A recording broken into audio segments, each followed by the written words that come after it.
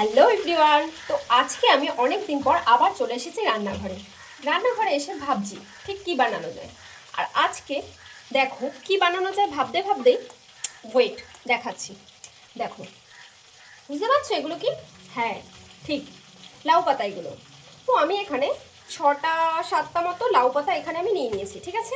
এবার এই লাউ পাতাগুলো দিয়ে কি বানাবো সেটাই হচ্ছে দেখার পালা, কি বানানো যায়। দেখো, বাবা আজকে বাজার থেকে কাতলা মাছের ডিম নিয়ে এসেছে কতটা। আর তোমরা তো সবাই জানো যে আমি বড্ড বেশি ডিম লাভার। আর সেটা মানে মুরগির ডিম, হাঁসের ডিম এগুলো তো খেতে ভালোবাসি, তার সাথে সাথে কিন্তু মাছের ডিমটা খেতেও আমি একটু বেশিই ভালোবাসি। তাই মাছের ডিমটা দিয়ে কি বানানো যায় সেটাই চলো। আমার যেমন ভাবা ঠিক তেমনই কাজ। গরম জল বসিয়ে দিয়েছি। কিসের জন্য? আজকে ভাবলাম ডিম পাতুরি করি। হ্যাঁ, ইলিশ মাছ পাতুরি, কাতলা মাছ পাতুরি, চিংড়ি মাছ পাতুরি তো করেছি এবং খেয়েওছি। আজকে ভাবলাম ডিম পাতুরিটা টেস্ট করে দেখি এবং বানিয়ে দেখি। পাতাগুলো ভাপিয়ে নিয়েছি, এই কারণে ভাপানোর পরও দেখো কি সুন্দর নরম হয়ে গেছে, সফট হয়ে গেছে।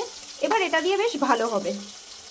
আমি এখানে মাছের ডিমটা মিক্স করে নিয়ে নিয়েছি, আর তার মধ্যে দিয়ে দেবো কাঁচা লঙ্কা কুচি আর পেঁয়াজ কুচি, সামান্য পরিমাণ নুন, তার সাথে হলুদ, আর দেবো সামান্য একটু লঙ্কার গুঁড়ো।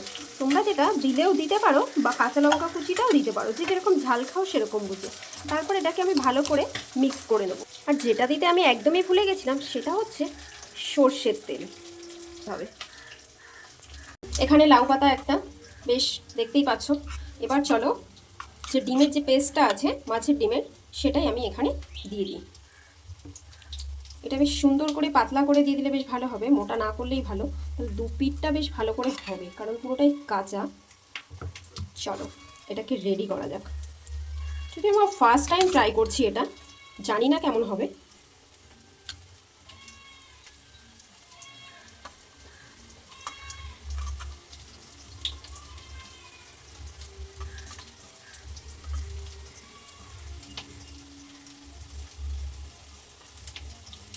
চলো মোটামুটি তো ঠিক আছে, আরও সবগুলো রেডি করে নেওয়া যাক।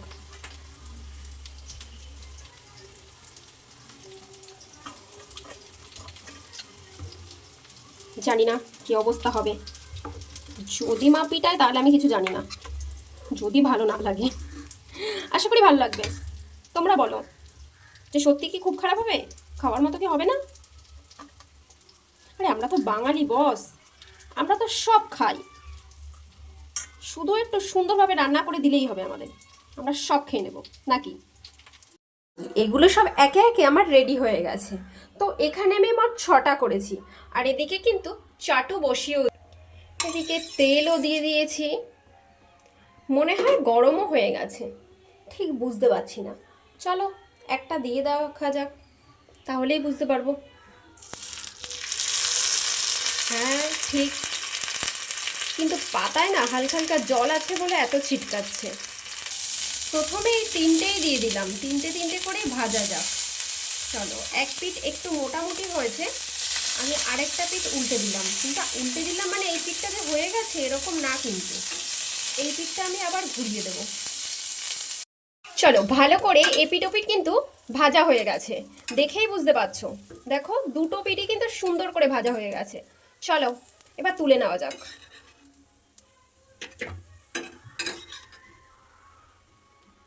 একই রকমভাবে আমি আরও তিনটে ভেজে নিয়েছি।